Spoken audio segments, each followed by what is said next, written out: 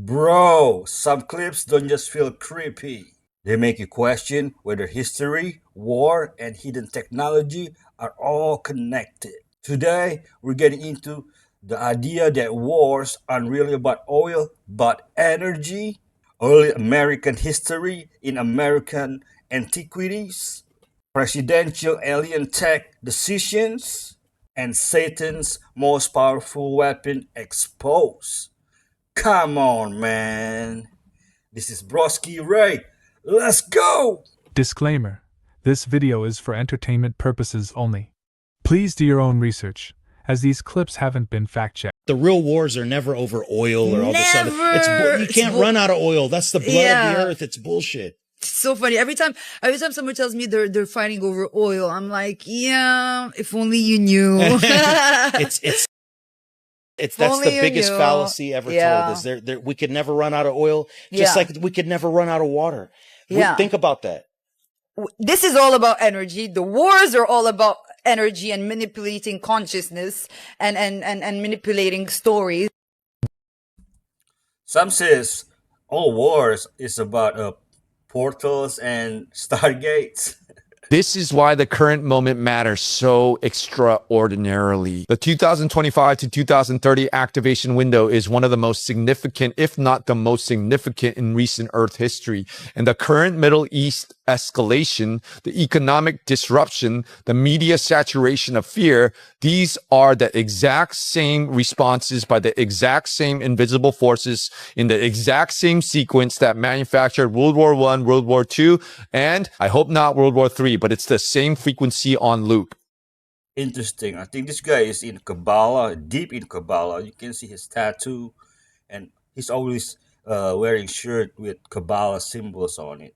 Emails, phone calls, text messages, all kind of weird documents, but it's all dealing with billionaires. They even had a nerve to release old interviews of this man. I don't think people in America are really angry, maybe a little upset. But once people understand how deep this rabbit hole go, they're going to be scared shitless. This shit gets so deep, you won't be able to go to sleep at night. You don't believe me?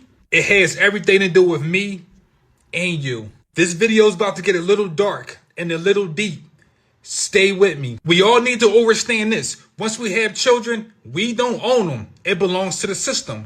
Pay attention to the language. Your mom and your dad, your parents, but it really means parent because they are renting us until we're old enough to go to the school system. Why do you think they have us taking classroom pictures of our children? Oh, you thought it was harmless. You ain't realized that there's billionaires behind the scenes that's scoping your child from the first grade, maybe even kindergarten. Pay attention to the word kindergarten. Kindergarten comes from the garden. When you have children, what do we call them? Our offspring. These people had this shit planned out years ago. When our so-called parents signed our birth certificate, they sold our rights to the Roman Empire. If you ever watch Hollywood movies, they told you that vampires look like this. They can't come outside at nighttime. Garlic chase them away. Anytime you put a cross in front of them, they run and hide. Fairy tales. People like this are the real vampires, and they live forever because they steal our innocence. If someone can steal your innocence, they take a piece of their spirit with them. So every time reincarnation take place or a different timeline, your innocence is your spirit. So wherever they go, you go. Anytime you hear someone say, shit, I gotta heal my generational curses. Yes, because it's definitely curses that's traveling through your bloodline every generation. But what do these people say? Time heals all wounds. Not true. These people are demonic and satanic. They have no spirit. They have no soul, no emotions. But they understand that emotions keep everything alive. So they might try to steal your emotions. Why do you think they put blood banks all across the world? They don't want to drink your blood, but they understand that your blood is your memories, your trauma, your happiness, your past life. And if they can tap into your blood, they can tap into you. We become like spiritual voodoo dolls or some kind of sacrifice. If you want to know more about this, read my ebook. Jesus is king. Do not fear. This is Codex Vaticanus, the oldest Bible that we have that dates to 330 to 325. It is the entire Bible in Greek, Old Testament, most of the New Testament. I think it stops at Hebrews. It weighs 16 pounds. Are you ready for this? There we go. Hold that baby and open it up. Oh man, this is cool. So you're holding in your hands a Bible that is dated within 5 years of the Council of Nicaea, Sean. Do you realize that? This is the time of Constantine. This is the time that for 300 years Christians have been persecuted. The bishops have been killed. The buildings have been destroyed. The Bibles have been burned. And there's only 450 of these in the world. So few libraries allow individuals, pedestrians, laymen, non-experts to see these great artifacts of our faith. And so that's why having it today on the Sean Ryan Show is so epic. I don't know of any other podcast that would actually have Codex Vaticanus signed by Pope John Paul II hanging out. How about Ethiopian's Bible, though? Is it older than that Bible? Let me know in the comments. When you got into Congress that you first started getting inside information about what's going on? Yeah. When I started asking questions and we just get to run around. Like And what kind of questions? like, what is this? Where are you seeing these things? And then I had a group come to my house. They were showing me things that were flying at speeds that were just nothing compares. And the angles that they were taking would literally, and I've said this before and it grosses people out, but it would turn you or me into a ketchup package. You know, you go this way and then boom, you're going this way. And we have no capability of any of it. And then if you're a pilot and you come back and say, hey, I've seen this, you immediately pulled off the flight line. They're not able to fly and they're given a psych evaluation and they're given an 8-hour, they call it a debriefing. I've been told by some of the officers that have been involved, it's really just an interrogation. And then you got that hanging on your record. And So it influences them to stop. In the epic Vedic Bhagavad Gita, we have horses pulling chariots that require attentive control to not veer off course. Krishna gives instructions to Arjuna to kill entire armies. As a peaceful man, Arjuna laments having to become violent. Unlike the short passage of Revelation that assumes the reader is initiated in understanding the symbolism, the Gita spends an entire poetic rhetorical epic explaining that what is being killed is the ego. If the ego cannot be killed by the sword in one quick swipe, it has to be starved. Indeed, neuroscience has shown that the longer you go without something, the easier it becomes to live without it. We can starve our ego of the instant satisfaction we get from indulging in carnal desires and eventually experience the freedom of going without them. This is the cornerstone archetype of the holy man that renounces, like a Buddhist, all worldly pleasures that distract him from being lined up in harmony with God. If not killed by sword, then through hunger. Basically, if you can't control yourself right here and now, then you should move up to the mountains where you can't encounter the temptation of passions at all, and stay there for the time span necessary for your brain to no longer need any of it. This is called dopamine fasting today. For more on this, see the full episode available below. Ashkenazi Jews make a big portion of the population in Israel today. The people in Ashkenaz's line, they came from a place called Khazar, the Khazarian Empire. And so there's this kingdom that at one point was made up of Christians, Jews, and Muslims, but then royalty had them convert to Judaism to practice usury. And so eventually, I want to say it was they called them the Roofs. They were likely a people that came from somewhere maybe around Norway, and they came in and conquered the Khazarians, and this is like modern Russians. Then these people from this one kingdom go to basically where like Germany is, German area, and that's what we call Ashkenaz. Israel, like all the prime ministers are from like Poland. They all changed their names to more Jewish sounding names. More like it. So it's like, this isn't crazy. Like that's literally where they're from. You look at their skin complexion, they're not Middle Eastern. And they didn't hide this evidence. They rewrote the question. Why is the Smithsonian so obsessed with buying up old farm plots in the Midwest? Because they aren't buying the land, they're buying the silence. In the late 1800s, hundreds of local newspapers reported farmers digging up skeletons in mounds that were 16, 18, even 19 feet tall. And these are the golden ratios too. And let me guess, the Smithsonian took them for study. Every single time. Then those records just stop. If you look at the Great Serpent Mound or Cahokia, the engineering doesn't match the tools of the time. We're talking about massive earthworks aligned with lunar cycles. You think humans didn't build them? I think a different kind of human did. The Sumerian texts call them the Anunnaki, a lineage of giants. It's not just myth. Look at the scale of the doorways and the weight of the stone. So why hide the bones? Because if you admit there was a superior race of humans before us, the entire evolutionary progress narrative collapses. It proves we're a downgraded version of something greater. The real question is, why are they still so afraid of skeletons from 4,000 years ago? Royal families interbreed because they're trying to hold a specific genetic code. And that code has to do with their hybrid nature, the divine right to rule and all that stuff. That's why they see themselves as superior to the rest of the population. But what happened? Humanity reached a point of maturity where it started to reject rule by royal succession. They had to replace that with another form of control. And so we had politics replacing royalty. They didn't disappear. They went into the dark suit professions, politics, business, and banking, and they've gone on interbreeding with each other ever since. Wow. Rothschild breeding rights. Honestly, at this point, do we even think he was in jail at all? I really don't even think he ever went. I'm going to be honest. He probably had a body double or something from the very beginning. I definitely think it was a body double. Because there's no way a man that powerful is getting locked in jail. That's like peasant shit, if you think about it. He's dealing with reptilians. He's dealing with like Rockefellers. They own everything. Like, what does he look like sitting in jail? Like, really think about it. Yeah, sure. That's a good point. I don't That's see him too doing much that. power. Yeah. Think about it. He had too much influence, too much power, too much information to where, look at the first case that he had, right? He got a slap on the wrist. And the fact that he actually got convicted and people were still fucking with him. Yeah, they already knew. Epstein, what's up with the jet? Yeah. What's up, Whoop? What's up, Whoopi? Whoopi. Whoopi.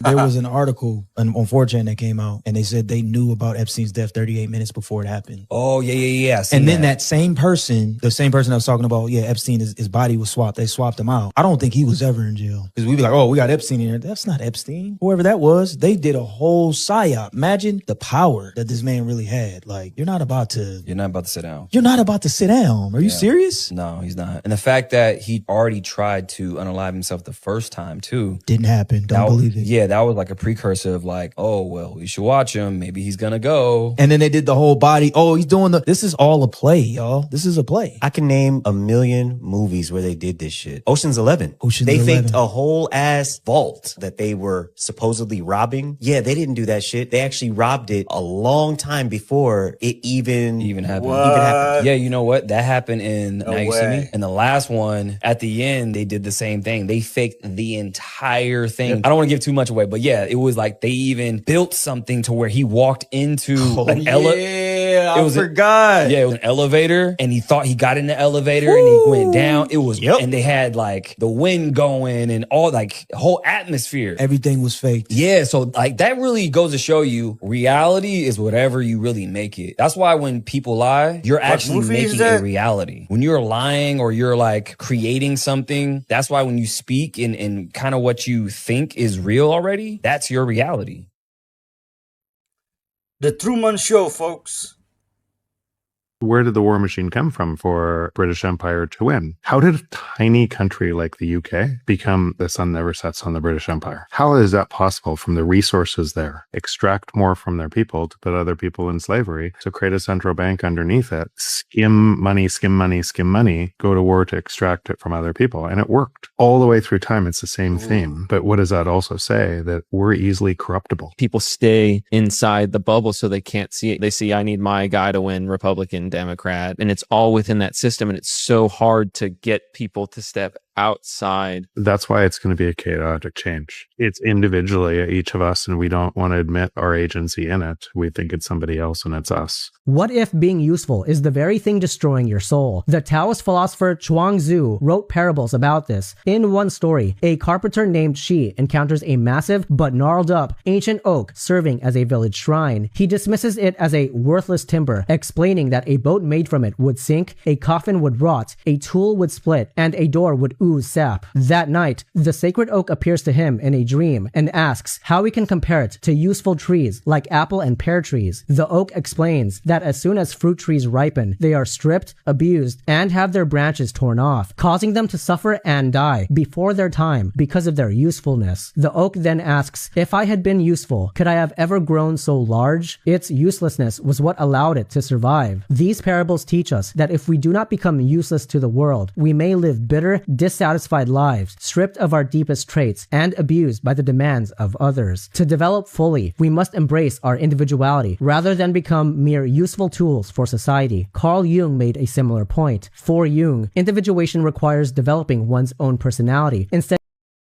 This is Kabbalah. of dissolving into the collective. Many people fail to live their own lives because they make desperate efforts to adapt and conform, becoming slaves to what people think and what people do. To become whole, we must free ourselves from the suggestive Look at all the symbols. power of the collective psyche and be willing to appear useless or even stupid. By honoring our own Freemason uselessness, stuff. we follow our nature and create the space for our authentic individuality to thrive. Just follow Christ, folks. Easy. Nah, this is about to get crazy. You guys remember how there used to be asylums like for crazy people back in the days? Check this out. What if the insane asylums from the 1800s weren't built for insane people at all? Think about it. People always say, if there was a reset, wouldn't everyone have known? But what if the people who did know were labeled insane? In the 1800s, all across America and Canada, massive insane asylums started appearing. Huge buildings, massive stone structures, some of the biggest buildings in the entire country at the time. But here's the strange part. Many of these cities were just being founded. So where did all of these insane people come from? And how did they know there would be so many of them that they built entire castle-like complexes to hold them? Look at the Central Lunatic Asylum in Ohio. It looks more like a fortress than a hospital. Look at the Columbia State Hospital. At one point, it was the largest building in the United States. And then there's St. Vincent Hospital in St. Louis. They say it was built in 1 year. 1 year in the 1800s. With that architecture. So you have to ask yourself, were these buildings really made to treat the insane? Or were they made to silence people who remembered a world that no longer existed? What if the people who they considered crazy were never crazy at all? And that's why they stopped building these asylums, because now everybody's already brainwashed. It's like these people were probably never crazy to begin with. They were just exposing the truth, and that's why they kept building these massive asylums in the 1800s. They didn't want the truth getting out. And then once the truth got out and everybody that actually knew the truth was dead by getting old, that's when they stopped building these asylums. What the fuck, bro? This makes sense. All of them are closed now too. Why? People forget about Roswell. A lot of things about disclosure are starting to come out. So they just came out with a list of the top 10 states with the most UFO sightings / abductions. Like New York right now is number 3 on the list, just due to sheer numbers. Population, right? Yeah. If you pay attention to the map that they just released since 1947 after Roswell, the UFO sightings / abductions have ramped up tremendously. Here's the thing. So do you know about the Grenada Treaty? No. So in 1947, the Grenada Treaty is essentially a meetup between the government and these interdimensional beings. And essentially this treaty was between the Greys and the government, to where they exchanged human beings for technology. I got something else for you. What else happened after that? After 1947? Yeah. What? Mass immigration. True. Undocumented immigration. Which if is you all notice, that's when, civil rights happened after that. Then after they got civil rights, they went into the immigration thing. Right. Like, all right, now everybody's integrating. All right, now let's bring the immigrants. Yeah, it makes sense. Undocumented. And now we've had millions and millions of undocumented people here, unaccounted for. Yeah. And people are missing. Right. We don't even know they're missing because they're undocumented. Right. And I found that very interesting, because now what we're seeing is going to be disclosure. It's going to be all that stuff. Like, hey, they might even reveal that, where they're revealing that they traded human beings for technology. Do you know what that would do to society? If Exactly. Like, what's going to happen? They'll put out pretty much anything to cover up the fact that reptilians have been in charge the whole time. It's the tall whites. Yeah. It's the grays. It's the anyone else other than us us, look over here. And it wasn't too long ago where the Galactic Federation, who is an organization of like good extraterrestrials, spoke to the governments and the reptilians in charge here and said, you need to tell them or we will. They're kind of getting forced into telling us, but they would much rather us have a declassified CIA document confirming a little tiny blip in the sky on their radars in 1945 and say, that's gotta be something bullshit. Weird, you know? But like, that's not that's not all of it, you know? That's not all of it. Okay. The Mayan calendar talks about the year 2012. They talk about it being the possible end of our world. I don't necessarily think it'll be the end of the physical world, but it will certainly be the end of the world as we know it from a psychological, sociological, economical point of view. You can definitely expect many changes. We're already seeing that. And now with the attack on September 11th, there is a very much a wake-up call to America in general and to the West in general to wake up, to discover that there is an occult history of their country. There is an alternative history of the world. Beings who interfered with our history are still around, or at least their descendants are still around behind the thrones of government. And not only do we have to deal with the existential problem of evil within ourselves, we have to deal with the social nihilism, the governmental paradigm, right? Coming out of the 11th century BC, where the great empires of Sumeria and Babylon rise, and they're based on tyranny, territorialism, suppression of the earth, suppression of women. All the later epochs, all the later empires are based on those paradigms. And then they say in the history books that history just stops at 11,000 years ago, or that's when it begins, right? And we don't know what happened before that. A complete fabrication. Because all the ancient legends have plenty to tell you about what was happening before that. Which was that there was high cultures, high civilizations who fell by the misuse of magic, who fell by the misuse of energy. This is an old story going back, and we may be heading for the same thing. And it's a very common thing. Sugar is a big addiction that demons drive in people who are possessed. You know, really? Where they can't stay away from the sugar. I had one case. This was kind of interesting. I had gotten to the point. This woman that was undergoing exorcism for possession was a very virtuous woman. Like, why? You know, why am I not getting this guy out? Right. And so at a certain point during one of the sessions, I commanded to him. And she was possessed. Yeah, she was possessed. I said at a certain point, I said to the demon, I commanded the demon to tell me, what is it you have on her? Right. And he just looked at me and he said, pop. Meaning soda. Yeah. So he checked out. I asked her, I said, do you have a problem with soda? And she said, I cannot go a day without rewarding myself with it. She says, I just can't do it. And then once the possessions broke, boom, they don't even have the inclination towards it. So they can drive those kinds of things. Now, again, I'm not suggesting that everybody who has these addictions, because these things are just addictive by nature, and people develop their own. But in possession cases, sugar addiction. Wow. Sugar addiction. I'm not surprised even a little bit. I'm just surprised you said that out loud. That's like, because it's so clearly true. Have you heard? Sugar makes cancer or parasites grow and spread fast. Heard of the Jesus Cup? No, I haven't. Bro, can I hand you this book? I want you to see the picture of the Jesus Cup. You are looking at the earliest artifact that we have of the name of Jesus on it. It dates to AD 50. It was just discovered in Alexandria by Frank Gaudio. That cup, if I can say it in Greek, it says, Ho goestes die Christou. Through Jesus, the enchanter or the magician. Jesus's name is so powerful that it was actually inserted in pagan charms, spells, and incantations, because his name was known throughout the Mediterranean world that if you just insert this name of Jesus, demons are afraid and healings happen. That cup, the actual incised cup, dates to AD 50. That's before the Gospels are written. Yep, that's my king. The biggest secret that the elites hope you never, ever find out is how powerful the union of the male and the female is, this ancient knowledge. This ancient knowledge that I've been teaching lately was free for everybody in 6,000 years ago, 8,000. When the governments and when these political organizations and rulers came into existence, then you started to control the masses. Then you started having these secrets only from the elite, right? That's when, even in ancient Egypt, they had the X school where only the elites could get this knowledge. Now, in the monasteries and in these ashrams and all these places throughout Tibet, the knowledge of the power of the urine, the sacred lovemaking, the semen retention, All of this stuff was being reserved for the people that were trying to obtain immortality, or they were trying to, obtain more energy. For example, in Egypt, in the X schools in Egypt, they all used urine, but they would also use gold. So a lot of these ancient methods include gold, sacred lovemaking, and urine. Those are in meditation. Those are the real 4 top things. Of course, they used energy, qigong, but the top 4 things that they used for immortality, for regeneration, for healing, and for you to be in a state of enlightenment was meditation, gold, sacred lovemaking, and urine therapy.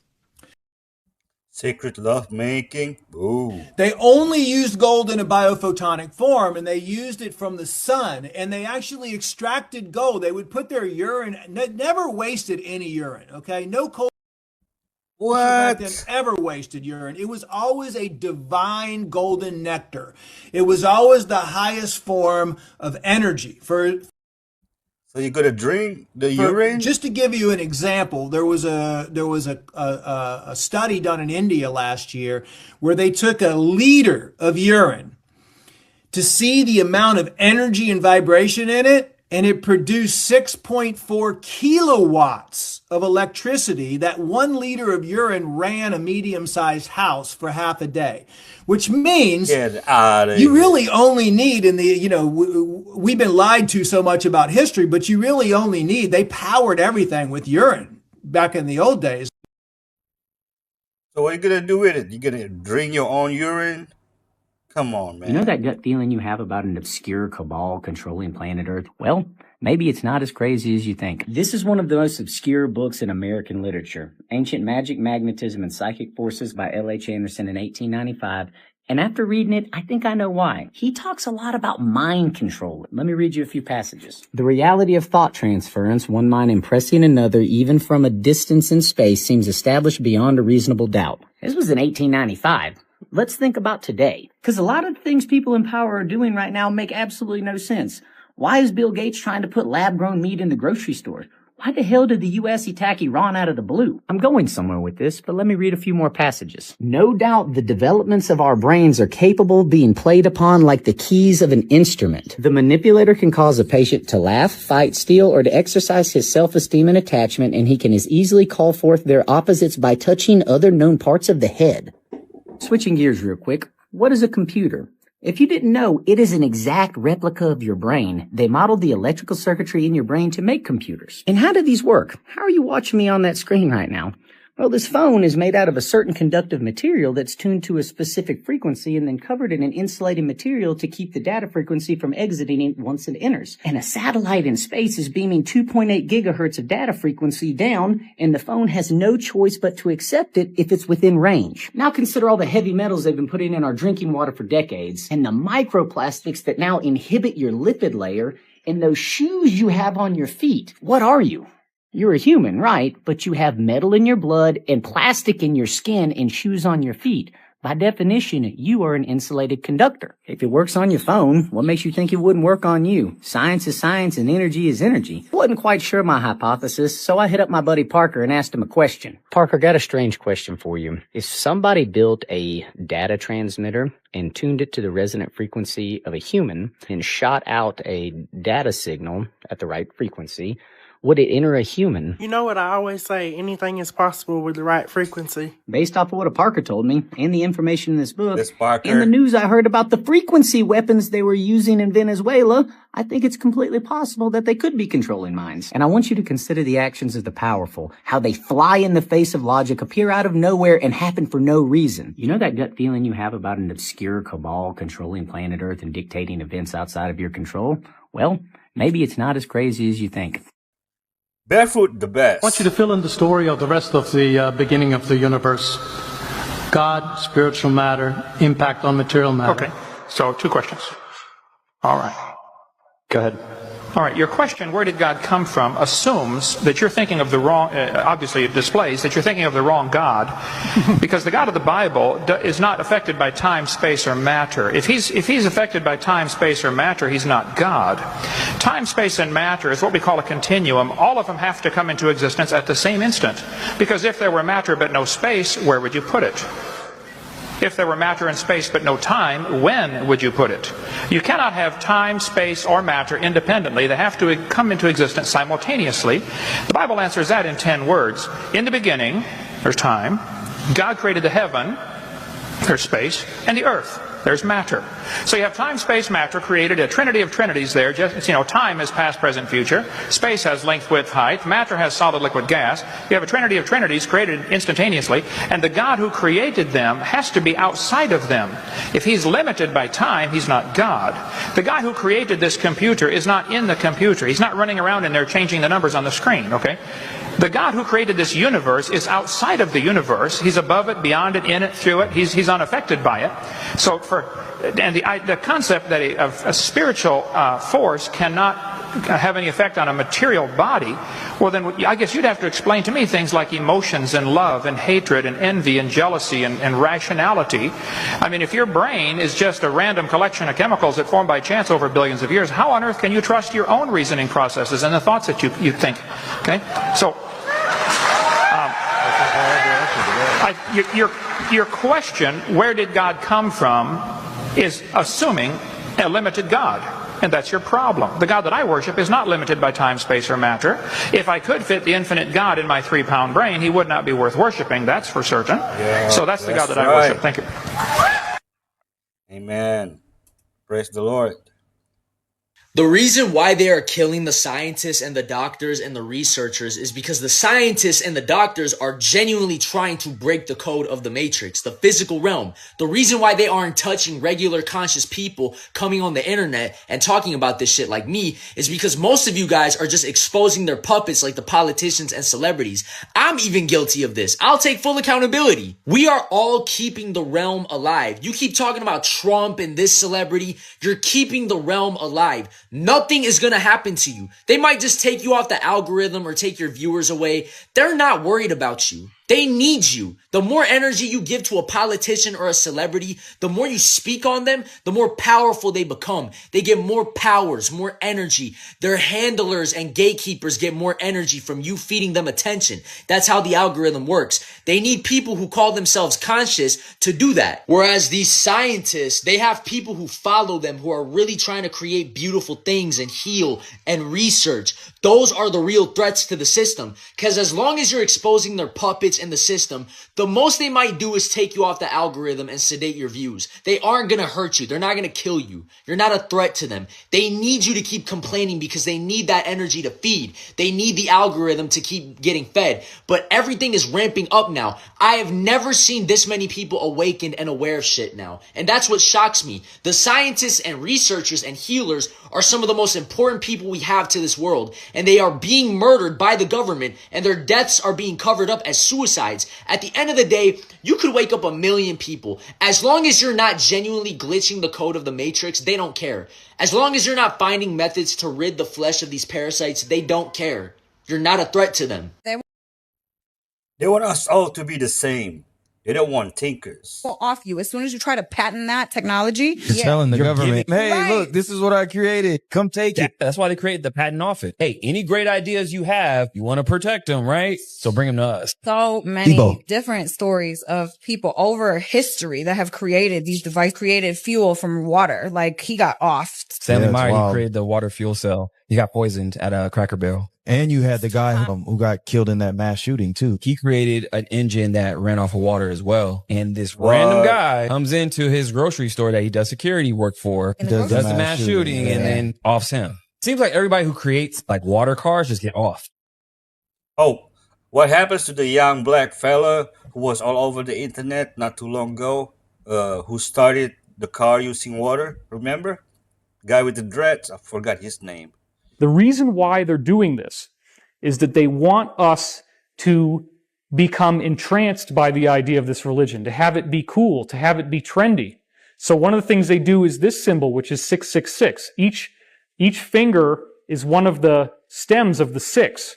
So you'll see people do stuff like this. You'll also see them put their finger over their eye like this. That's the all-seeing eye. Or they'll do this a lot. You'll have this kind of symbolism. So they're out there putting out these sigils and signs and codes and symbols, and they do it through things like pop music. So people start watching what's ever popular, and they're seeing flames, and they're seeing people dancing around in Baphomet horns, and they're seeing all this really strange stuff. Their goal, again, is to acquaint us with their religion so that if they get their goal realized, which is to create a massive world economic collapse, greatly reduce population, and then come out as our liberators, giving us this technology, giving us what they consider to be freedom, we would actually be trading our sovereignty for a much greater level of tyranny. They aren't even hiding anymore. They are mocking us. These demons. In Chicago, there is a skyscraper. They're bringing children into the building through the elevator, and the security uses a key to get them to the underground tunnels. Someone needs to find this. This has come up 2 or 3 times now, and I know from my work, if it keeps coming up, no one's found it yet. So I'm going to put it here in hopes that someone can find this, because it looked real bad. I've heard some hotels have underground networks. The Hiltons. It did come out specifically through the remote viewing that they are involved in human trafficking. They're already in lawsuits with it. So we're trying to see how smart America is. We are out here in Las Vegas. So I'm going to find somebody who wants to win some money. They got to answer 3 questions. And if they answer 3 questions, they win some money. 56% of Americans read below the 9th grade level. So let's see who wants to win some money. Who wants to win some money? 3 questions. You have 5 seconds to answer each question. And if you get that right, you get $50. You ready? Okay. So the first question is, what is the largest 4-digit number? A billion? What'd you say? The largest 4-digit number? That's 5 seconds already. That's 5. What's the largest 4-digit number? The largest 4-digit number. 9,999.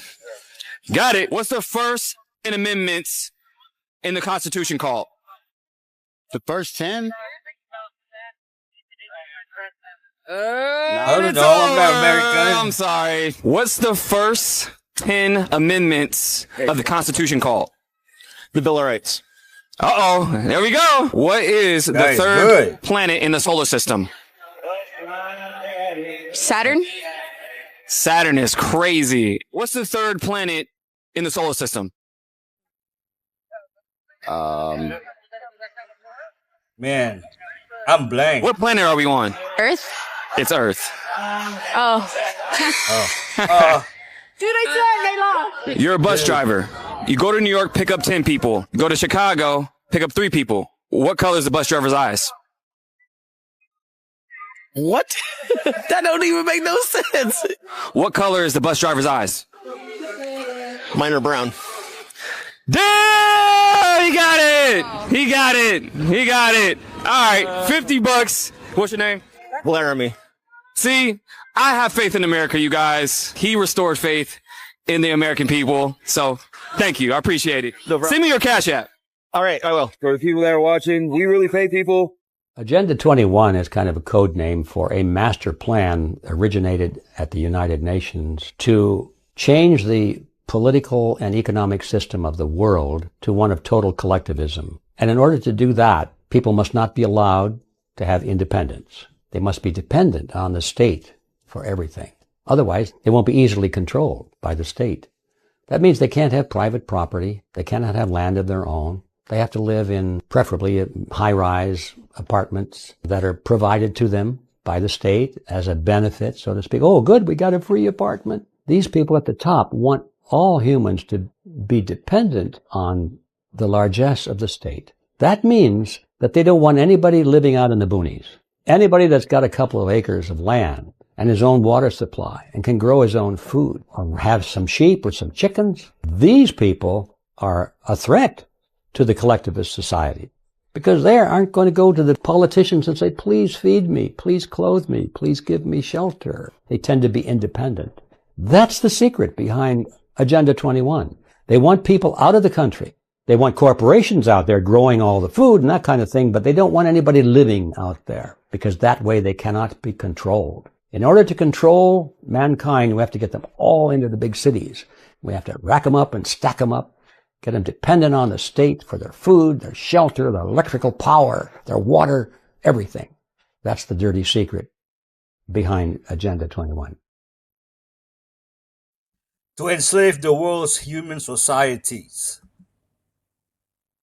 Benki, the warrior monk, was this 7-foot man. He carried a sword. It was almost as tall as him. And so there was at one point where he was on a bridge, and in front of him are over 900 samurai soldiers. And one by one, he took them out, collecting their sword, creating this huge, ginormous pile of swords. One comes up at the very end, Yoto Mono. Right? Yoto Mono! They described him as dancing around Benki's swings, would just move and do tiny cuts. And so at one point, Benki gets so exhausted and just realizes, I can't beat this guy. He devotes his life and says right then and there, you are my master, Yoto Mono. And so they team up, they partner up, and they go into the Genpei War. It was this big civil war in Japan that they fought together in. And at one point, Yoto Mono needed to escape to go help the other troops, and they wouldn't allow him. So Benki stood in the way on this bridge and stood there with his sword, hundreds of arrows at one point. Benki stood there with his sword, died with his eyes wide open, and did not move, did not fall. He stood, died. Dang. And that's the legend of Benki, Wow. the warrior monk, dude. I mean, Benki. They've been cloning humans since the 1940s. Successfully? Yes. And what do they use them to do? Replace people. Look, is this like I've seen that people say that Jim Carrey is a clone? Jim Carrey's not a clone. He's been replaced with someone that looks like him. But I'll give you a theory here, right? Okay. If Hollywood can clone actors, they won't need stuntmen. Is that the whole reason they're doing it? No. Why would they clone people? Well, the thing is, right, now, if a person's been cloned, right, and the information gets out, right, what happens to the clone? It's an abomination. It gets put down. Yeah, but what happens to the original person? Who knows? And end up in a burger patty. Cabbage Patch Kids, whatever you want to call them, the original Cabbage Patch Kids. I showed you guys a few of these before. Let me pull this up for you here. So they were depicting kids basically grown in a farm, grown in a cabbage field. And it's no coincidence that at the time, there was a lot of odd references, a lot of odd referrals to kids as cabbages. You're as cute as a cabbage. You were found in a cabbage field. Lots of slang or slogans from that time talking about babies being in cabbage fields. I think it was a metaphor, if you will, for babies being farm grown in some way, lab grown in some way, perhaps cloning, perhaps some kind of mass insemination project. I'm not sure, but I do know that at that period of the reset, the workforce was so sparse that they had to employ child labor at a level never seen before in history, before or after.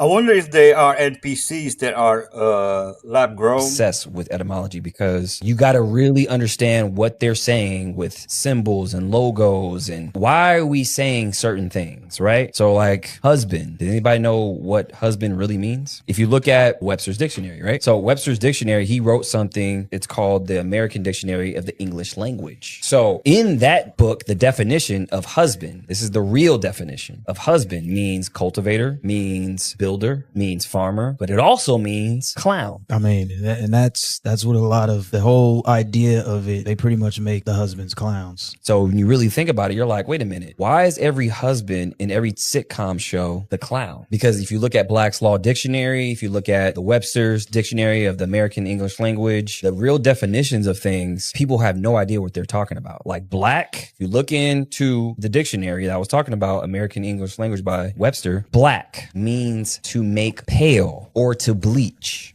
So, human doesn't mean human. Break that down. Yeah, I know where you're going with this. Okay, human, you're a human being? No, you're not. If you look in Black's Law Dictionary and Noah Webster's American English Language Dictionary, if you look into human, actually means monster because they created this word, Homo sapien, man, human, Homo sapien, right? Okay. Right. Human is not in the Bible because in the Bible it says man, mankind, children. That's it, right? There's no human in the Bible. So where did this come from? They legally made this because you're not human because you are human. You're actually a monster because the definition means monster. And I can do whatever to a monster. So I will tell everybody, go get Black's Law Dictionary, go get American Dictionary for the English Language by Noah Webster. Why do we have human resources at jobs? You already know you're human. Nobody's questioning this. That's what I mean. Human resources. Well, who else is it? Who else is it? I know I'm a human. You're a human. So what else would So it you be? have to define something else because you're probably different. We're not ran by human beings. This is not ran by human beings. That's what I'm saying. So yeah, I don't think I've ever heard anybody even bring this up. Yeah, why is it called human resources? Yeah, like nobody's ever even talked about this. But it makes sense now because now you know the real definition. You gotta read the definitions. You gotta read between the lines. Yes. I'm telling you guys, you need to read some old books. So check this out. I got this book called American Antiquities and Discoveries in the West. It's by Josiah Priest. And this is a reprint from 1833. And it's got some really interesting details about who the Europeans encountered when they got to the Americas. This is stuff they don't tell you in school. And so Josiah Priest goes on to quote a professor named Rathenisk. And here's what he writes. The Americans could not have sprung up from a single nation because independently of the languages, their features and complexions are as various as in Africa and in Asia. We find in America white, tawny, brown, yellow, olive, copper, even black nations as in Africa.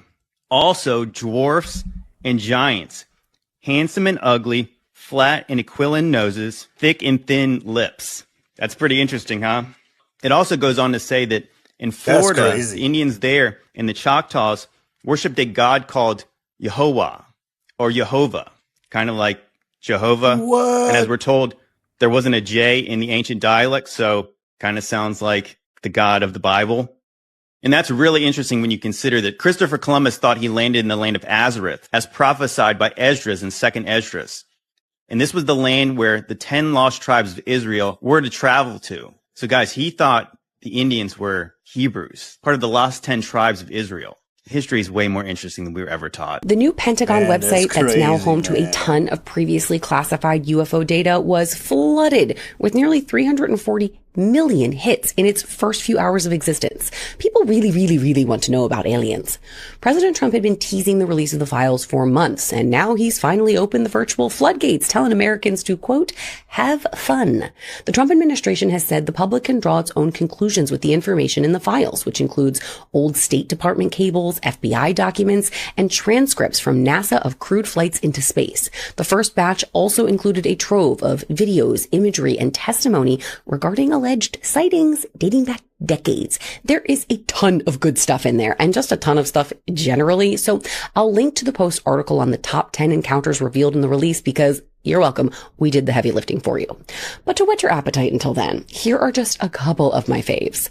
In 1947, long before drones, a Pan Am captain was cruising toward LaGuardia Airport in New York when he spotted a bright orange fuselage-sized cylinder pacing his plane. His navigator saw a deep gold elliptical craft doing 175 miles per hour and described it as about 15 feet long and 2.5 feet deep. More recently, in 2023, a solid, unidentified aerial phenomenon UAP was caught on camera over Syria by U.S. military personnel. It zipped along at close to 500 miles per hour for 7 minutes, moving with the erratic rhythm of a, and I quote, bouncy ball, and showing zero interest in our military observers. Yeah, truth is out there.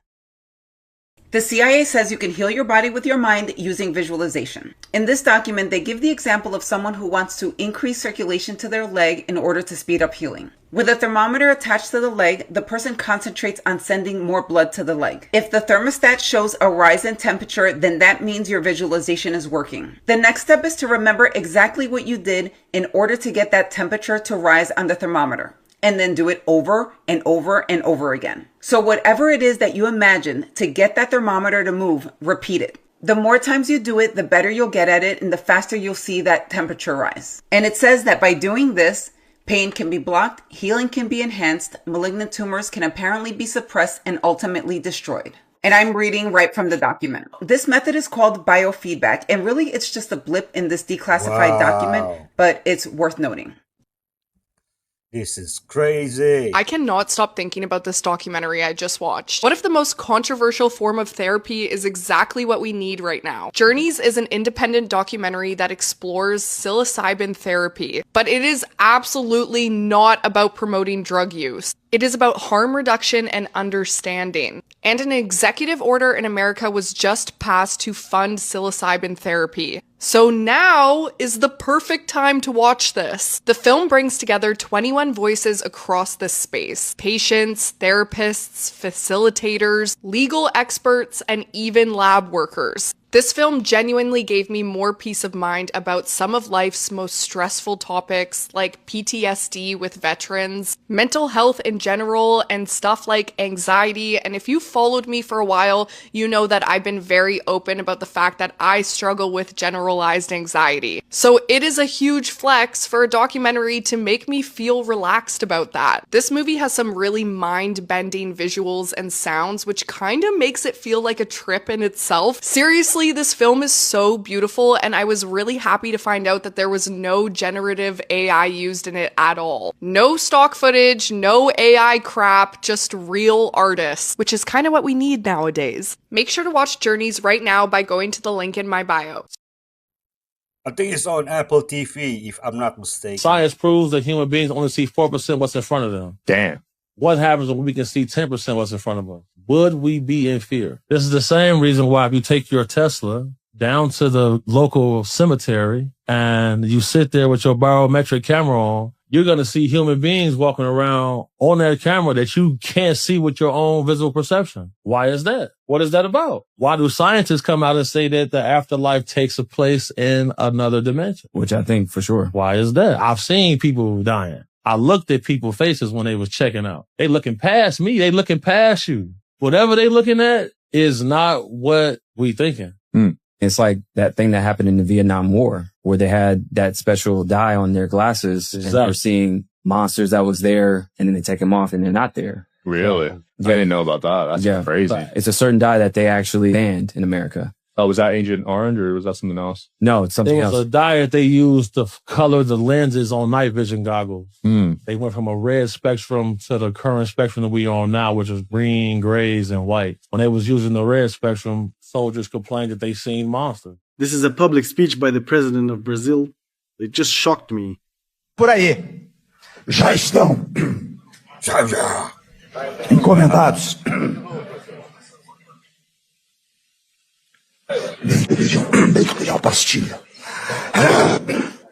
What was that, you might ask? Once again, the reptilian essence of someone who influences the lives and destinies of millions of people breaks through to the surface. Somehow, moments like these mysteriously go unnoticed and the choice is yours. Ignore the presence of dark forces or gain the knowledge to protect yourself from their influence. If you care about yourself and your loved ones, read The Path of the White Mage. Here you'll find knowledge and practices that might one day save your life. Type book and get it for free. Take care of yourself. Look at the Great Lakes. They were not on any of the maps prior to the 1800s. The same time frame when Tartaria was removed from all of our maps, the Great Lakes sites were being added. And if you look at a lot of those Great Lakes, like the depths maps of them, and they look straight up like they were artificially made, like a filled-in quarry site, like a filled-in and dammed-off quarry site. None of those Great Lakes were shown on Old World maps, just like Chicago wasn't showing on Old World maps. Here's one of like Lake Michigan. I'll show you kind of the photo of the artificial depths that it looks like it's created. It looks just like a quarry, just like a modern-day quarry, like a strip mine. And that's where I believe they got a lot of these materials from. There are stone megalithic sites that are about 40 feet underwater. One, they call it the Lake Michigan Stonehenge, right near Traverse City, Michigan. That's about 40 feet underwater. But there's these megalithic stone columns that align in a circle that spread out about a mile in circumference. It looks like Babylon is falling. And I'm here for it. First, let's start with the president and CEO of the World Economic Forum, Board Brinde, who steps down from his position to his links to the Epstein files. Now, what did they see? This is what they saw, an email between him and Epstein where they have a detailed conversation about a shadowy government plan to take over the world. Like, seriously. Now, Epstein writes him about the Trilateral Commission, an NGO, a non-government organization, which he wants to bring into the 21st century, which he says, making Davos a permanent place for discussion, not a one-trick pony. Board says, exactly, we need a new global architecture. The World Economic Forum is uniquely positioned. Then Epstein says Davos can replace the UN, cyber, crypto, genetics, international coordination, like my stint at Trilateral. And just for context, the Trilateral Commission was founded by David Rockefeller in 1973, in which he asked himself for Epstein to be a part of. And does anybody find this odd that the UN has a strategic partnership with the World Economic Forum to accelerate the implementation of Agenda 2030? And here's another article by the World Economic Forum saying now is the time for a great reset, posted in 2020.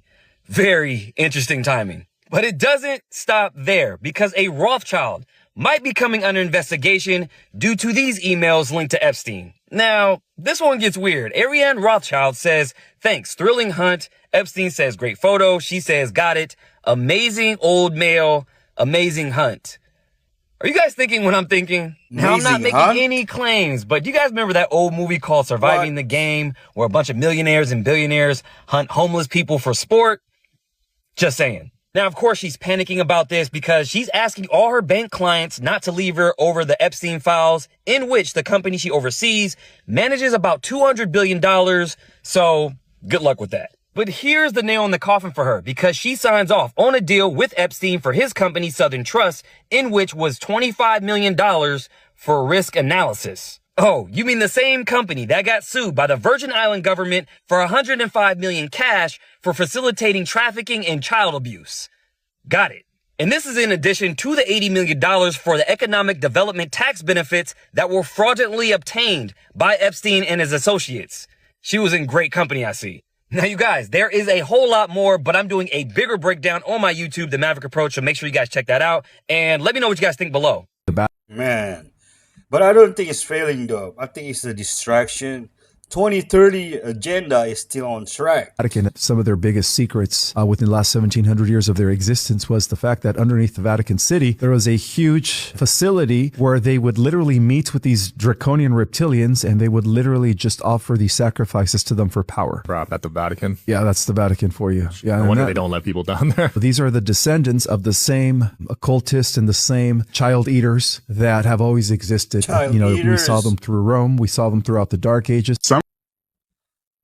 We need to rate the Vatican for the truth. Rothschild family charities even continue to aid Israel to this day. However, it's essential to clarify that Israel was not solely the project of the Rothschilds, but a collective endeavor of the entire Jewish community. Think about this. If you control the money, you don't need to be in charge. You control the people who are. Now, this is where things start to get strange, because the way this family built power wasn't normal. But it gets deeper than just banks, because what if I told you their power didn't grow despite war, but because of it? The rise of the Rothschild family to prominence was closely tied to the opportunities and challenges brought by the French Revolutionary and Napoleonic Wars from 1792 to 1815. In fact, some people believe they had a hand in various wars, revolutions, crises, and controversies, including the War of 1812. In 1811, a significant moment in history arrived when the charter for the Rothschilds Bank in the United States reached its expiration date. The U.S. Congress had a pivotal decision to make, whether to renew the charter or not. Nathan Mayer Rothschild, the third son of Mayer Rothschild, voiced his thoughts and warned, grant the renewal of the charter or the United States will find itself entangled in the most disastrous war. But the United States chose to turn a deaf ear to this warning. The decision didn't sit well with Nathan, and he allegedly made another declaration. Teach those audacious Americans a lesson, bring them under colonial rule. So in 1812, with Nathan Mayer's directive and backed by the immense wealth wealth of the Rothschilds, the British declared war on the United States, marking a pivotal moment in history. Their plan was to pile a ton of debt on the United States. The aim was to make the U.S. more likely to give in to the wishes of the Rothschild family. They thought they could use this advantage to get the first bank of the United States charter renewed, but they didn't succeed. I don't know if you guys seen this, but he might have a daughter. Well, they're saying that he has a lot of kids because he had this crazy fetish with spreading his DNA and he was getting a lot of women pregnant. There's this thing to where Epstein has these kids with a lot of African women. When they have the kids, they kill the kid, they extract the adrenochrome. That's when they harvest them. Going to his daughter, if you look in the files, you type in Ivy. Ivy shows up over 500 times in the files. One of the reasons is that it was a lot of teeth mentioned. So I'm thinking, okay, that could be a code word, right? But there's one that says Ivy gives you a kiss or Ivy sends you a kiss, right? So then I stumble upon an X account named Ivy Nash. Now there's multiple accounts. One of them says Mossad agent. That's one. Her other account follows 5 people. 3 of those people is Ghislaine Maxwell, Jeffrey Epstein, and Susan Hamblin. And doesn't they follow them back, right? They Epstein all follow follows each other. And on this account, she has this weird cryptic message on there. Chirp at present to Internet Valley Elf. That's on her bio, That's right? code word. Now, what is CAPTIVE?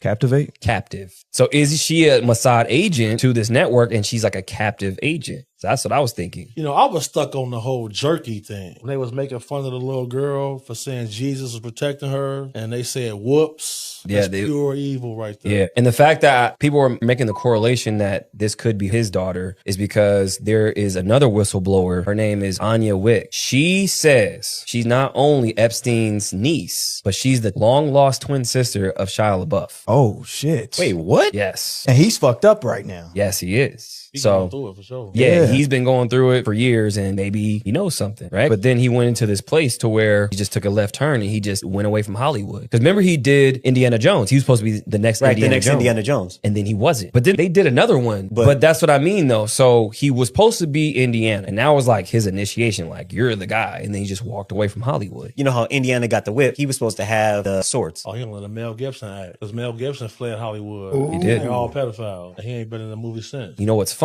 Anya looks like Ivy. There's a side-by-side picture. They actually favor each other. Then they're saying Ivy might be half-sisters to Bella Hadid. Oh, shit. Because they look like each other. And then she has another post, which is crazy. She has another post on her X account and her Instagram. She's standing next to pizza boxes. But how many pizza boxes was it? 47. 47th president. Bingo. She said, I'm 47 boxes tall. What is she trying to say by saying that, though? I don't know. I have no idea. It's very cryptic, very weird. I don't know if it was like a dog whistle. Yeah, she trying to like put something off on Trump. It could be that, or it's Trump and Epstein. They fell out. Yeah, that's so on I'm record. thinking that it could go both ways. Trump reported him. Right. Right. If the Democrats had anything damning on Trump, it would have been out. I firmly believe that. Thank you. How come Obama didn't release the files? How come Biden didn't release the files? Why is Obama saying aliens is real? Distraction. Distraction mode. Keep digging and expose things, man. Demons make fun of people Good that do stuff. this. The person essentially in some way asks this demon to do them a favor and go harm somebody. Now that could be in the form of whatever black magic system the person's working in. Demon doesn't care less, couldn't care less about how you wiggle your fingers or what words you say or what book you read out of or what you draw on the floor. None of that has any power over demons or effect. All they care about there is that you're showing subservience to them by showing kind of subservience to some black magic system. And you're basically giving deference to them and showing kind of a disordered kind of respect for them. But most importantly, you're entering into servitude because once you ask a bad guy for a favor, now you owe them and they want you in that bondage. I rebuke them in the name of Jesus. It just came out in the Epstein files that the elites were purposely trying to lower testosterone in men so that men can't fight back, putting estrogen in the water, making men very passive and weak through social media. They're telling them, oh, your masculinity is toxic and you should actually just be super soft and sweet all the time and gentle and never fight against anything. It's to cover up the things that they're doing. Because if every single man had the mindset of, no, our job is to protect women and children no matter what, they would not be getting away with the things that they're getting away with. This is very obvious for those who can see the pattern. You can see that there is a full corner of this cell. So the door is directly behind my back, and the corner of the cell makes an indented L in the room. What Andy discovered is that it was a vent. There's an air duct. There's effectively an 8x4 room on the other side of that. Ow. That you can get into. You cannot see. That was that funny meme. He had me go stand looking through the prison door like this, and he took the dummy like he was choking it behind the L to demonstrate. He was like, Julian, can you see me? And I'm like, no, L. Meaning if a security guard, those people were fucking out to lunch. But if they were standing at the door, they literally wouldn't be able to tell if anything, whether it's someone killing him or someone putting him in the vent, putting a new person in there, a body double, or whatever it is, they wouldn't be able to see it on that end. I don't think he's dead. What if the games you spent hundreds of hours inside were encoding something you were never supposed to consciously register? Assassin's Creed was the first one that cracked it open for me. I remember playing the original and feeling like something underneath the historical surface was pulling at me. The Templars controlling human consciousness through ancient artifacts. The first civilization living in I knew it. She's a gamer. Coded messages across every major sacred site on Earth. The entire premise built around the idea that official history is a managed version of a much older and stranger reality. That is Hermetic philosophy dressed up as a video game. And millions of people absorbed it without realizing what they were actually being taught. Bloodborne took a different route.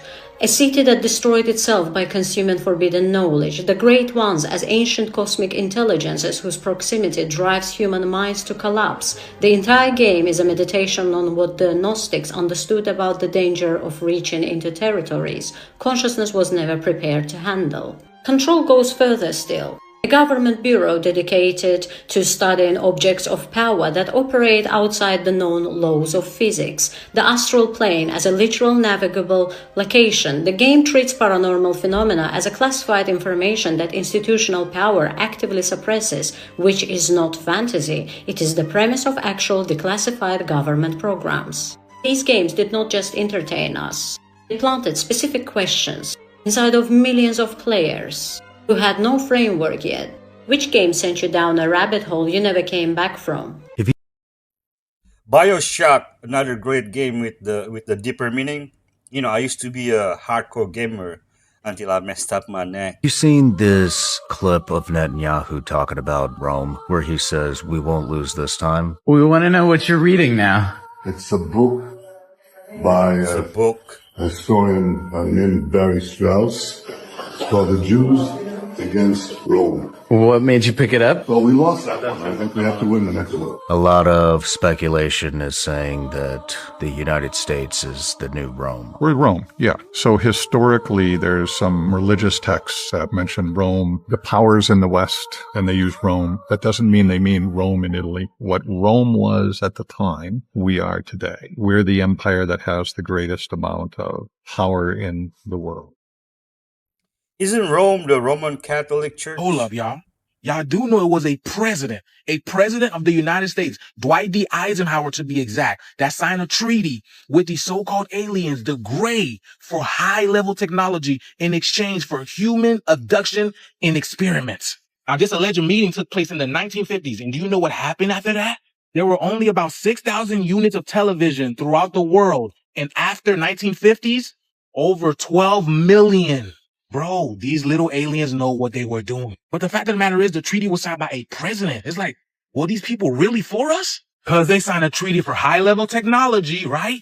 High-level technology. And Bezos, high-level technology, right? They make everything we put in our homes. So remember, y'all, we exchange high-level technology to who? Look at this. Is this normal? That you know you're not going to be making on Starship. Like, look at this. Do a mission. You're just trying to get data out of the thing. Huh? Yeah. So we got high-level technology from who? Because, all right, he's making robots. What is this? Look at that. What? Whoa. Bother you because you're human, and I was human. I am human still. But I was just referring to myself in the past. One of the crazy things when you do these live Q&As is some of them are very silly. So we got one. Mark, are the allegations true that you're secretly a lizard? I'm gonna have to go with no on that. I am not a lizard. keep the high quality comments coming in, please. This is surely on track to be a great live Q&A if we continue getting stuff at that level of quality. That's the way that he looked away from the camera when he said lizard, and then he came back, and then he looked from the camera away again. He says, I'm not a lizard. And then out of all the comments in there, why did you read that one specifically? So these are the people who are making our high-level technology stuff now. So who are they? Why are they always so awkward? Look at that. Is that human? Look at that. What? All I'm going to say is energy doesn't lie. It's like this American corporation was created for the aliens and the reptilians. It wasn't for the people, because why are they taking care of every other country except for ours? But we got all this cool technology, right? Y'all don't want to talk to the people. Y'all don't want to have no interviews, but y'all want to make all this cool technology that gets in our brains and our minds. But yeah, y'all, let me know what you guys think about this video. The shift is here. We're in the midst of it. Let's continue to get it. Peace out. Ching Xie. This lady makes Blackbeard look like a little dummy. Terrible beginning. She was a Cambodian concubine. She ends up having one of her patrons was a pirate captain named Xing Yi. He's like, I want to marry you. If you marry me, let me take over half of your piracy. And he said, sure. So she became part owner in this giant piracy called the Red Flag Fleet. And they were only married for about 3 years and he passed away. He had adopted son to give the Red Flag Fleet to. She's like, why don't we get married? And he's like, all right. She's like, just give me the whole Red Flag Fleet. At her peak, she had 1,800 ships in her command. Oh my gosh. With over 80,000 pirates working for her. Oh my goodness. The Kingdom of China basically was like, we can't beat you. She controlled the seas. They're like, please stop and we'll do whatever you want. She's infamous for like her pirate rules. If you disobeyed orders, you're beheaded. If you would steal from the communal loot, you're killed. If the pirates took advantage of women captives, killed. Good for her. One of the most successful pirates. Ever. There are 5 types of humans. Rank number 1, the Caucasian. Rank number 2, the Arab. Rank number 3, the Asian. Rank number 4, the Dravidian. Rank number 5, the Hispanic/Latino. You as a black person are not a part of this list. You're not a part of the human race. And why is that? I thought we were all the same. I thought all of us are the same one human race. I thought all beings on this planet were the same one human race. But that is not the truth. We're not humans. Because our race is the Anunnaki race. Okay, that is your buddy. race. Did you know green tomatoes have 10 times more nicotine than red tomatoes? How many of you are addicted to green tomatoes? None of you. And did you know the 4th highest containing nicotine plant on earth that all of you have eaten, I promise you, in the last week? White potatoes. So that means every potato chip from Frito-Lay you've ever eaten loaded with nicotine. That means every French fry you've ever eaten, hash brown, tater tot, baked potato, loaded with nicotine. And you didn't know it. So please don't think to yourself, I will avoid nicotine the rest of my life. You don't do it already. You just weren't told that. Yeah, well, we didn't just eat potatoes instead of pushing nicotine patches. 1860 David Wyrick. He's a guy who surveyed the Newark earthworks. He was digging into a mound near those earthworks and he found a wooden coffin made of oak. They opened up the coffin and found a skeleton of a man holding a little box that was about 8.10 inches in size. The box had been cemented shut here. No. This, by the way, is sitting in Ohio.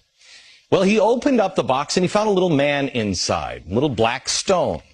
They took it to scholars and they looked at it.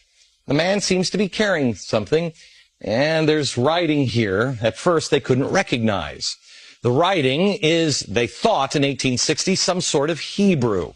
Well, finally, about 20 years later, they found some rabbis living in the area, and the rabbis looked at that, and they could read it. They said it was an old kind of block Hebrew, and it was a rendition of the 10 Commandments. Now, this is another piece. On this astronomical island. This is crazy. Is called Mount Babel. That's right, Mount Babel. In a land formerly known as Acadia, of which an asteroid murdered the scene.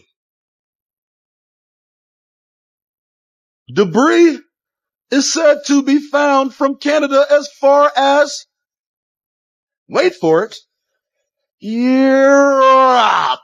So we made you guys a book teaching you how they basically usurped your authority and they stole an entire religion or history or group of people. Something you did. So, but they have changed. So, what you know. And once you give this book a read, you'll probably be the same.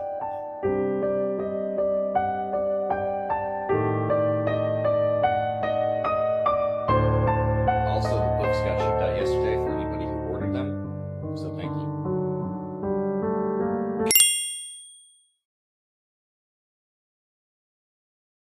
Here's the thing, you know what's crazy about China?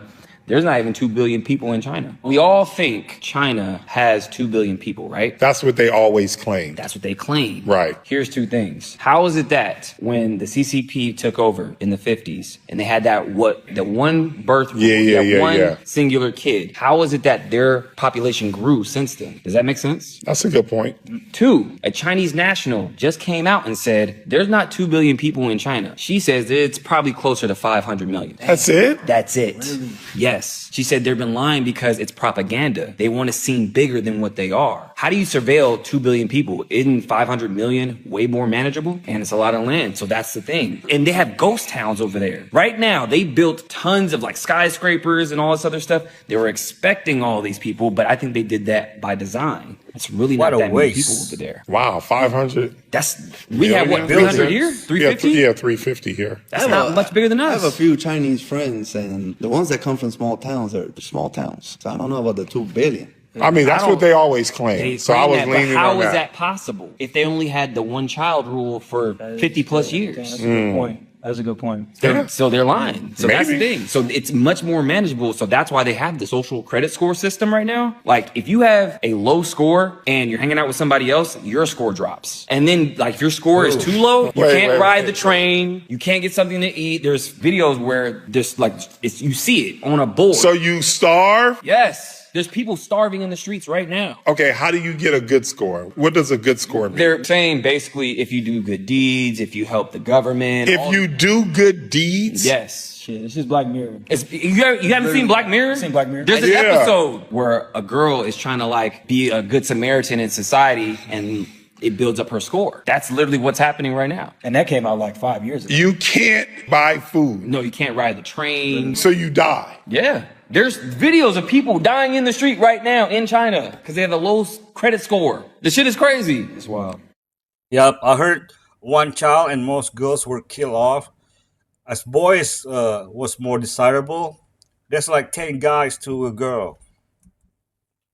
That thing is Joe really Rogan does create some sort of a space-time bubble. Yeah, but maybe it's not space. Maybe it's time. Maybe it's another dimension. Whistleblowers told us UFOs don't fly using traditional thrust. They use localized space-time bubbles, warping space-time and creating gravity. These vehicles display the ability to be transmedium. But does that mean it can go through actual physical objects? Yeah, they are warping space-time in a localized area, and they're basically creating a bubble that the craft operates in. And the bubble separates the craft from the environment around it.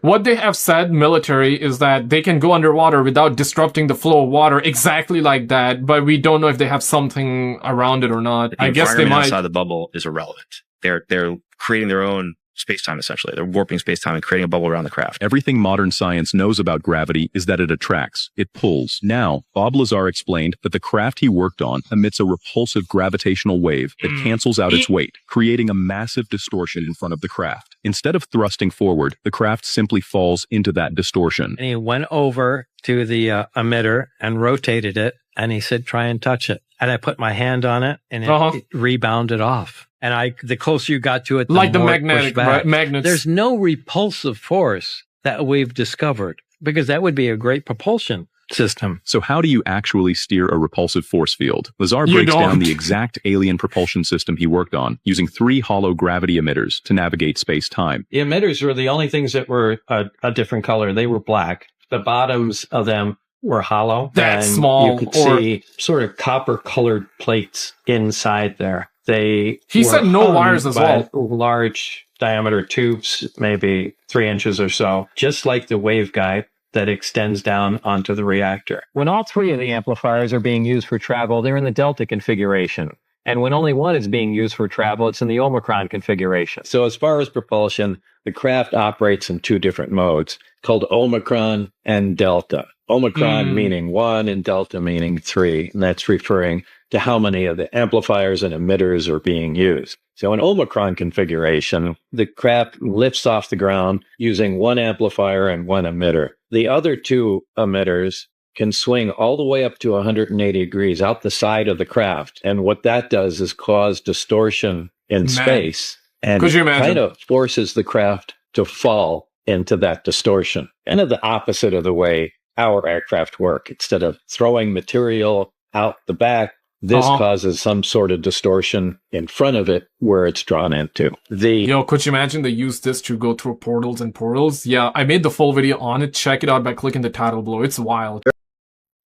Tridimensional motors. There are so many secrets to this thing, and it's not even the first one. Did you know there's a little mini one buried in a manhole right next to it? There's an Egyptian winged disc above the elevator door. You ready for this?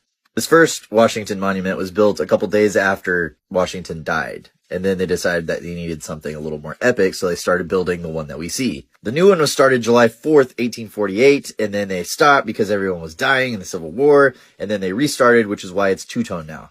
The little one that's in the manhole right next to it is used for surveying and map making, and they thought it would be cool to make it a little mini version of the big one. When you walk into the monument, you hit the elevator where Washington's face is above it, and above that is the Egyptian winged disc. This is the same disc above temple doors like this one in Thebes.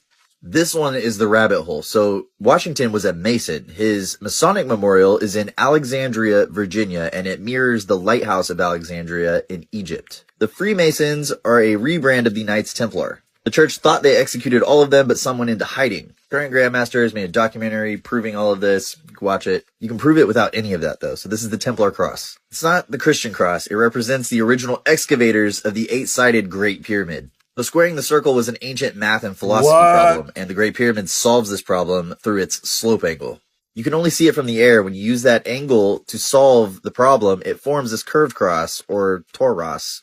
That angle is related to the other angles in the golden ratio. It's the angle of proportion and natural phenomenon, and it's denoted with that symbol. That symbol is a 2D representation of a torus. When plotted mathematically, it forms the donut shape of a torus. The original name for Giza was Rostau. That means mouth of the passages, and it's shown by the vesica. The Washington Monument and its Vatican counterpart sit in the middle of a vesica. The overlapping circles are the origin of the Freemason logo. Their knowledge of reality was communicated through geometry. That knowledge was carried through the esoteric symbols throughout history. This is why I can't stop learning this stuff, because you can learn all that from a carving on top of an elevator. Never cease to blow my So mind. we surprised that he's on this Bohemian Grove list? Not anymore. No, we're not. So you have a secret society with a bunch of weirdos going to the middle of nowhere with a big ass owl, and they're doing sacrifices? Circle jerk. A circle jerk is, Sick. yeah, that's what it is. But you know what's even stranger though is that Conan O'Brien. That's not surprising. And you know why that's not surprising. Isn't Conan O'Brien one of the writers of The Simpsons? So wouldn't it explain how The Simpsons have been predicting everything for the past 30 years? Exactly. So Conan O'Brien, he's one of the original writers on The Simpsons. So you mean to tell me that now he's on this list, that he's part of this secret society, and he was one of the original writers on Simpsons that predicted everything in the last 30 plus years? It's not predicted, it's scripted. It's scripted and it's planned. The last episode we were saying Bart holds up a magazine that says 9/11 and it says New York and it has 2 towers and it literally shows you 9/11. I mean, that tells you everything kind of that you need to know. It's scripted. If you're one of the writers of The Simpsons and you're sitting with all of the world leaders, who's making all the decisions for the world. So all these people are sitting around like, hey, let's start a war this date. Let's do this date. And they all do rituals. That's the thing. So if they're all doing these rituals, that just proves the conspiracy theorists correct. Once again, they have to show you before they do it. That's literally it. We're 100-0. Conspiracy theorists are 100-0 at this Undefeated. point. Really 1,000-0. And then what happened with Conan O'Brien? Oh, didn't he get into it with Rob Weiner's son? Yes. Yes. The night before Rob Weiner's son killed his dad and his mom, he got into an argument at Conan O'Brien's house. He was having like a party at his house. Wait, what was the argument about? We don't know. We don't know. But all we know is next day he does some wild shit. So could it be some MK Ultra I shit don't know. that Conan O'Brien called in? I was thinking this. There's something that the son may have found out, and then he wigged out because obviously it's all connected, right? What did he find out about his father or Conan or what they're doing together? Something happened to where he wigs out, because now they're saying like, oh, this kid is completely off his rocker. Like, he's crazy. Seems to be something else is going on, because that's too convenient. Because now we see that Conan O'Brien is part of the Bohemian Grove, and Rob Reiner gets unalived by his son. He kills both of them. People don't know Hollywood and the government is like this. Why do you think Hollywood was created in the first place? Why are actors at Bohemian Grove with world leaders? Because go hand in hand. One has to carry out the mission, the other one has to tell the mission or induce something through media. It just proves that it's just full of puppets. Going back to The Simpsons, because there's no way mathematically a coincidence can't just keep reoccurring unless something forms a pattern, and that means something is behind it. Like even The Simpsons, like they showed crypto in The Simpsons. Really? Yeah. It was an episode like 95, 96, and it was where Homer and Marge were going down the boardwalk, and it had this sign in the back, and it said Crypto Barn. Come on, man. Come on, man. Work directly for and with the Rothschilds. Patterns here. Specifically on taking advantage of the chaos being sown in Ukraine. Well, not long after those emails were sent, the Rothschild-linked interests aggressively moved into Ukraine, buying assets that had collapsed in value after the 2014 upheaval. We're talking about land and energy and infrastructure. And when Petro Poroshenko emerged as president, control of major financial and industrial assets didn't leave oligarchs. They simply changed hands. In order to stop any insinuations, we have already prepared and fully agreed upon a deal to transfer our stake in Roshan to the Rothschild Trust, a company with an impeccable reputation. Every single time. So Poroshenko's name will not be listed among the owners. Steve Shekels. Poroshenko lost power, and a television comedian by the name of Vladimir Zelensky won the presidency. And Jeffrey Epstein, he seems to have made a new friend, because he later writes to a Ukrainian-born woman, quote, "I want you to start reading about politics in Ukraine. Zelensky, corruption, parliament." He later writes, "Yes, it is funny but sophisticated corruption. Huge amounts of money. Mike was involved with corruption I'd like there to as see well. you as a female oligarch." Of course. And Epstein they're both and involved with Zelensky shady deals. had lunch multiple times together. And then Zelensky himself appears to be accused of being complicit in human trafficking in Ukraine. Wow.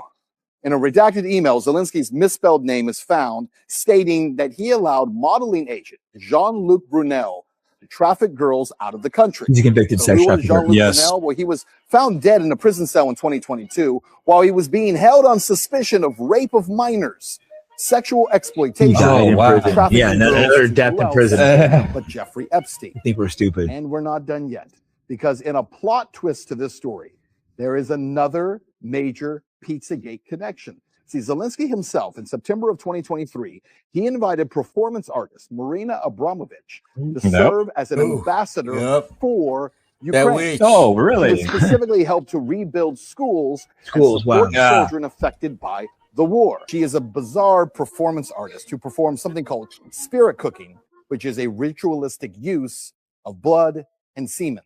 Did you know we can do this through the power of time and the sun? They said the measurement of time was invented by the ancient Egyptians. Time was a tool, but also time is a power. This even says that the humans used to live by the sun's rhythm, and then they changed it up. We used to be invisible to these people. High vibrations causes invisibility, so you can see my face until the box slows down. Now, they already told us ancient Egypt created the measurement of time, and Thoth is the reckoner of time and seasons. So these gods This from the movie X-Men. are real. He's jumping off the grid of time and leaving everybody frozen in time. That's why frozen in time is a thing. Once you jump off the grid of time, you start moving faster than everybody else. That's called Godspeed. You're no longer in that dimension. You're in the Godspeed realm. Turn off the clock. When my Blood money is the most consistent thing you have on the earth. So much so that every currency on earth is stained with blood. Money is the most lethal weapon in the armory of Satan, not even witchcraft. He said to me, Francis, there are 3 bloodlines that have affected the world drastically, for good and for ugly. In Judaism, the rabbis believed that it is impossible for a human being to make money without expending blood. The reason why spirits congregate around blood is because God himself does. You may go to the witch doctor because you want power, but you may want to pay bills. Money is always at the table. In the book of Joshua, it says, when Cain realized that his brother knew about the theft, he got into a rage. And out of rage, he picked up an iron instrument and he hit him in the middle of the head and he died on the spot. The bloodline of Abel is the bloodline that is behind the bad economics you have in the world today. It is the reason why wherever money is being created, blood will be spilled. Money is good. The love of money. That